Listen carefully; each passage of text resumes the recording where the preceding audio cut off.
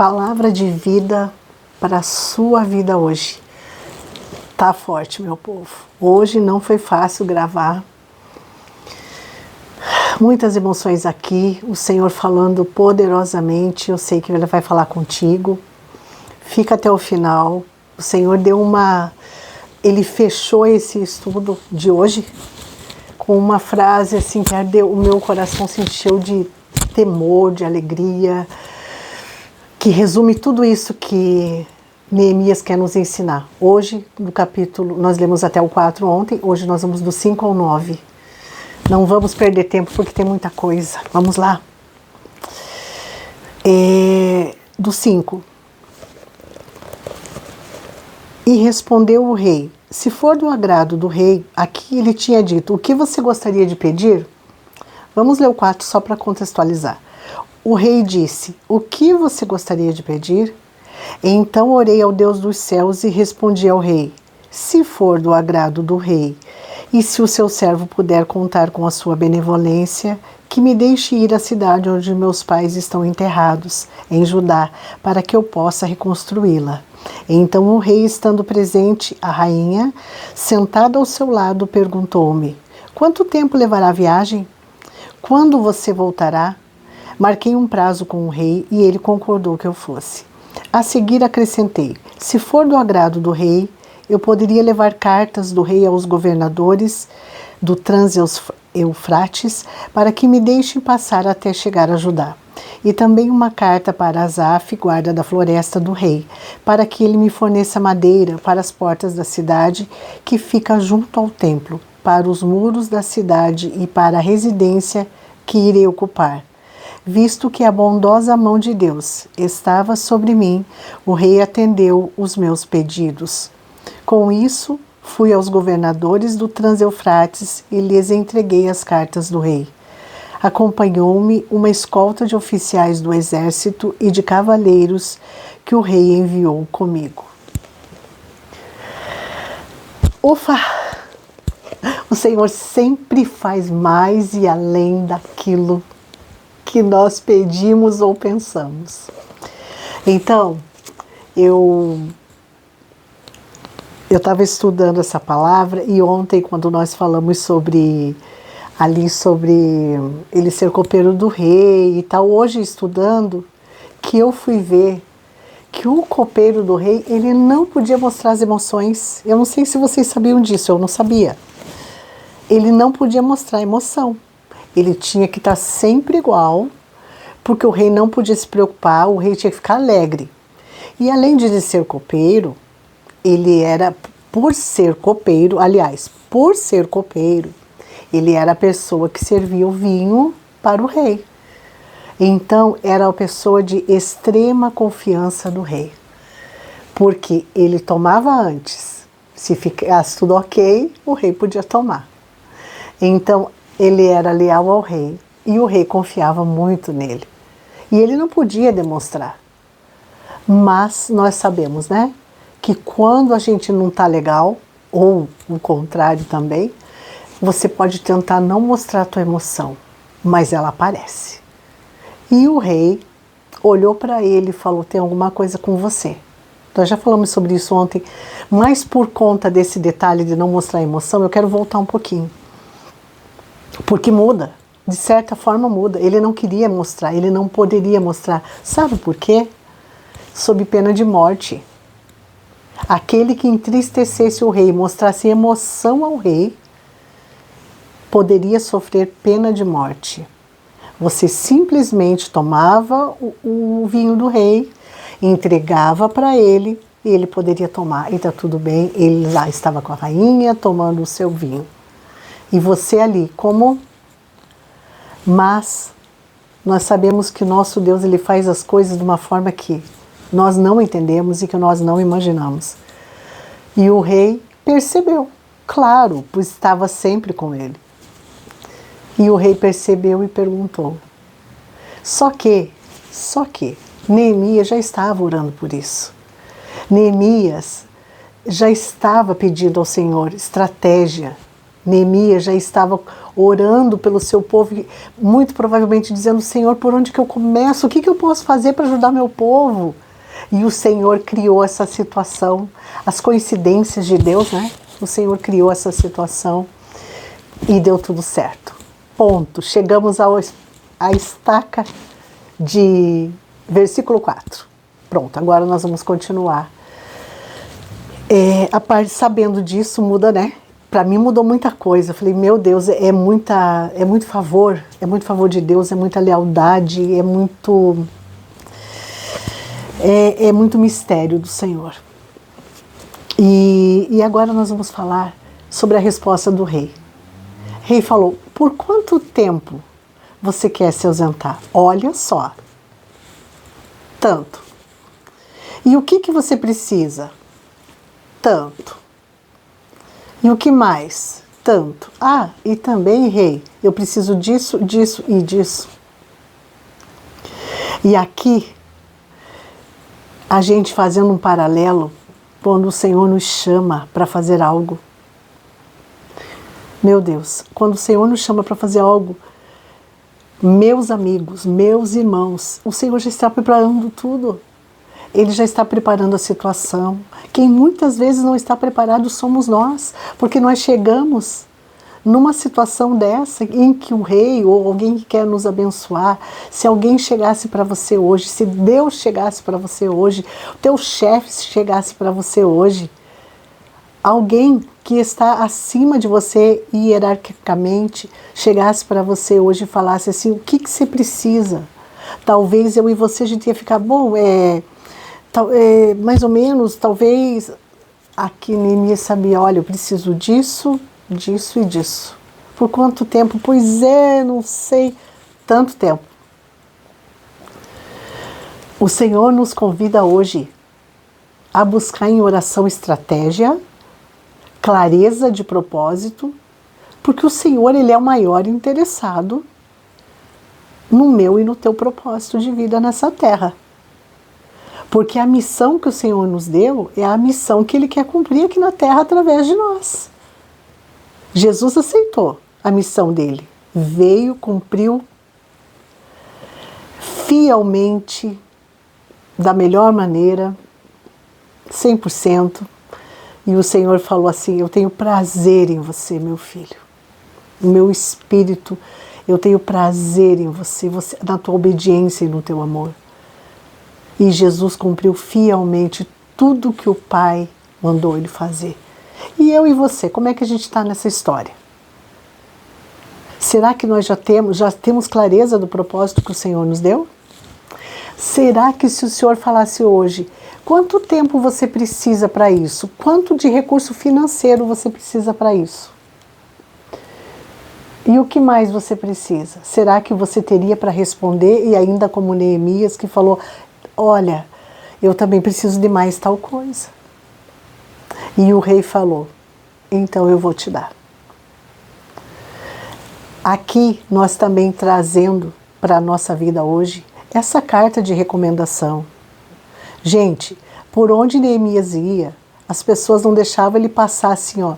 Ah, porque ele é o Neemias. Porque ele é o copeiro do rei. Ele passava porque ele tinha a carta. Ele tinha a escritura. Era por causa do rei que ele passava. É por causa do rei que eu e você conseguimos algumas coisas. É por causa do rei que eu estou aqui pregando a palavra.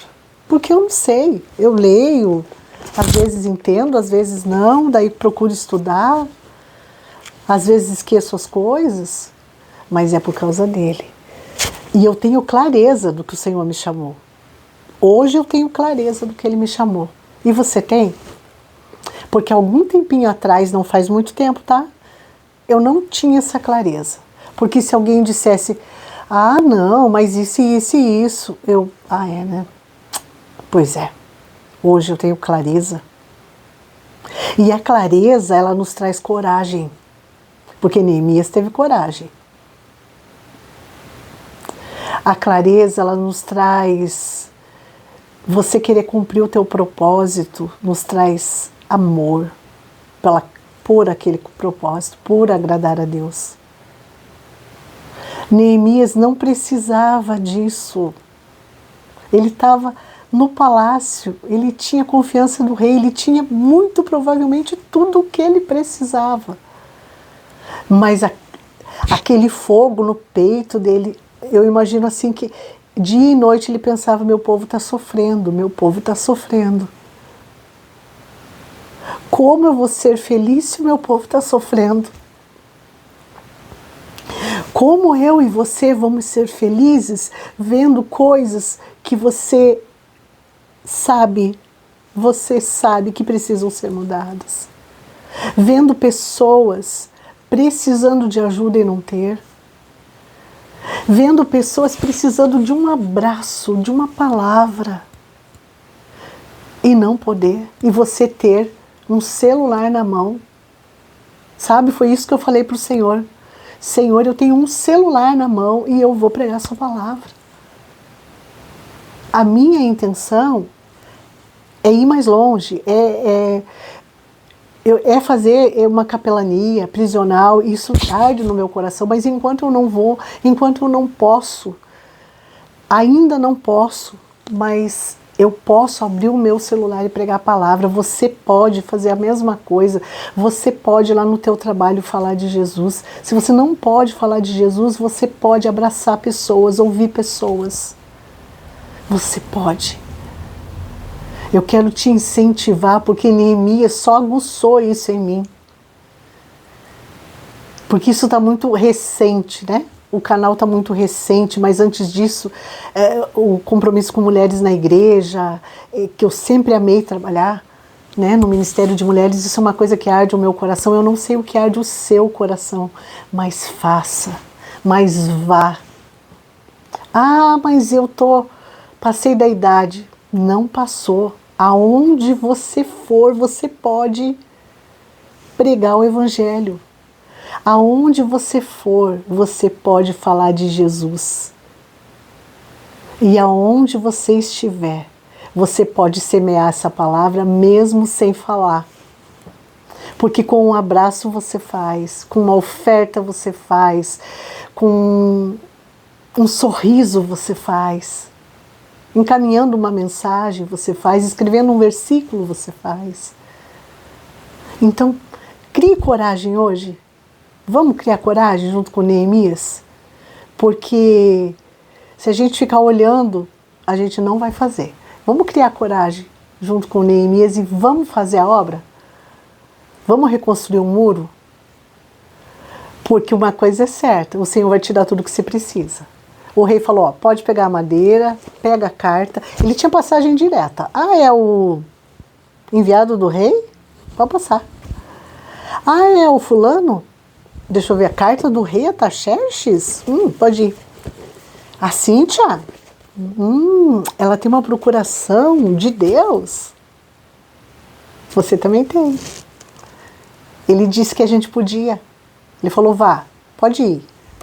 Faça discípulo, cure enfermo. Vai fazendo, vai curando, expulsa demônio. Ele deu. Mas tudo no nome de Jesus. Se eu falar saia a doença, ela pode não sair. Pode não, ela não vai sair, né? Agora, no nome de Jesus, sim. E foi isso que Neemias fez. E além de tudo, ele nem tinha pedido, ele falou: então tá aqui tudo que você precisa. Oficial, pega todos os seus cavaleiros lá, chama o teu líder, escoltem ele, acompanhe ele no que ele precisar. A gente também tem uma escolta. A gente também tem soldados, anjos ao nosso redor e uma escolta. Então o que eu queria falar para você hoje é isso. Eu quero ativar em você essa coragem que Neemias fez, que Neemias teve. Queria ativar essa coragem. Daí depois da coragem, o propósito. Primeiro você tem que ter ela para pôr em ação, né? Porque ele só ficava pensando no povo, daí depois ele foi. E na hora que precisar, você já vai ter que ter o plano pronto. Amém? E depois de tudo isso, Depois que você tiver essa coragem, o plano pronto, eu quero ler essa mapa. Eu deixei aqui em cima um papel. Eu quero deixar essa frase com você. Maravilhosa. E eu quero que, se você puder, anote essa frase.